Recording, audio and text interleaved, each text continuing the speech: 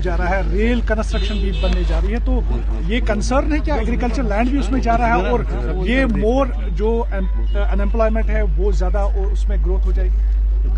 देखिए, सबसे पहली बात, आपको विकास करना है, आप करिए, but not Vikas eight the cost of livelihood.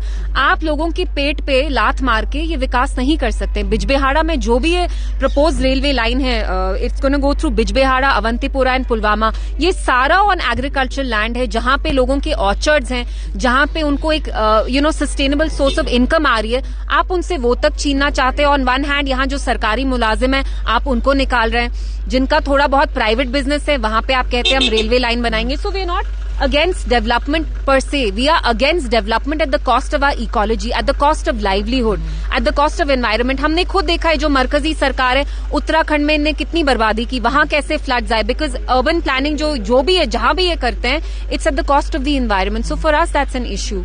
तो यहाँ पर जो मस्जिदों के नीचे आप मंदिर ढूंढने की कोशिश की जा रही है, उस पर क्या कहेंगे? मस्जिद के नीचे मंदिर नहीं ढूंढ रहे, मस्जिद के नीचे इनको लगता है कि इनको अपना वोट बैंक मिलेगा, क्योंकि जो इनका मेजॉरिटी वोट बैंक है वो हिंदूज हैं, जो रैबिड हिंदूज हैं ज्यादातर। उनको ये बहलाना फुसलाना चाहते हैं, उनको ये दिखाना चाहते हैं, जताना चाहते हैं कि देखो मुसलमानों को तो हमने तंग किया ही सोशली, इकोनॉमिकली, अब जहां ये इबादत भी करते हैं वो भी हम इमारतें तोड़ेंगे। So this is very wrong. India is such, India used to be a progressive secular nation. Look at what is happening to us now. हम खुदाई कर रहे हैं, ये क्या डेवलपमेंट का कुछ सिंबल है? कश्मीर में आप कहते हैं हम रेलवे लाइन बनाएंगे, लेकिन यहाँ पे जो मेजॉरिटी मुस्लिम्स हैं उनके आप मॉस्क तोड़ना चाहते हैं। So this is not the country that was founded by Mahatma Gandhi ji. This is more of Godse's India than Gandhi ji's India. Ma'am, आखिर में जानना चाहेंगे यहाँ के एमएलएज के बारे में क्या कहेंगे, क्योंकि आज तक उन्होंने कोई भी काम जो है उस तरह का नहीं किया है। दूसरा कि क्या नहीं काम किया, तो ये जो यहाँ तक जो भी हुआ अभी तक वो किसने किया है? This is a generalization. जो आप कह रहे हैं वो गलत है।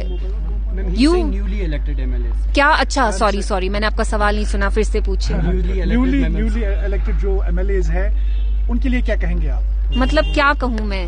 मतलब क्या वो काम कर सकते हैं, क्योंकि बताया जाता है कि पावरलेस और टूथलेस है जो आज की सरकार है, उसके बारे में क्या कहेंगे? बट ये तो बहाने हैं। अगर पावरलेस टूथलेस है तो इनने तो अपने मैनिफेस्टो में इतना कुछ लिखा था। So did they not know all this?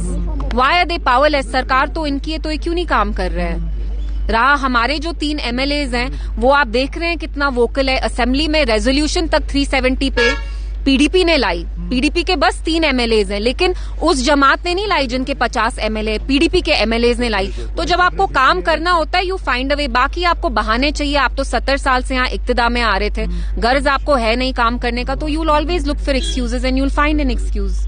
Ma'am, जो अटैक्स हो रहे हैं, जैसे कि कल हार्वन में इंसिडेंट पेश हुआ और अभी पुंछ सुरनकोट एरिया में ग्रेनेड अटैक हुआ है आर्मी पे, तो क्या कहेंगे आप? इट्स वेरी वरिंग कि ये जो सडन स्पर्ट है इलेक्शंस के बाद हुआ है। इट्स वेरी स्ट्रेंज कि ये पहले नहीं हो रहा था, अब हो रहा है। तो ये डिपार्टमेंट तो law and under comes under MHA. So MHA should see कि ऐसी चीजें क्यों हो रही है। ऑन वन हैंड दे से हमने यहाँ मिलिटेंसी की जड़ सारी उखाड़ दी, but on the other hand we seeing कि how so many innocent civilians soldiers are losing their lives because of militancy. So there is a contradiction somewhere. वो प्रस्ताव जो रखा है नेशनल काउंसिल में वो सही है कि उनके दिन पे जो है मुझे लगता है अगर ये जद्दोजहद हम 370 के लिए करते तो बेहतर होता। इट्स सो सैड कि पीडीपी जिसकी बस 3 एमएलएज है, हमने आर्टिकल 370 पे रेजोल्यूशन लाई, उस जमात ने नहीं लाई जिसपे लोगों ने इतना अपना एतबार जताया, ट्रस्ट किया। तो हम यहाँ किसी एक पर्सनालिटी को प्रमोट करने के लिए नहीं है। जो चीजें हमसे छीनी गई वो हमारा फोकस होना चाहिए। रहा उनका अपना ये बोलने का, this is up to them, but I wish कि वो 370 के बारे में इतना फोर्सफुली बात करते। Thank you.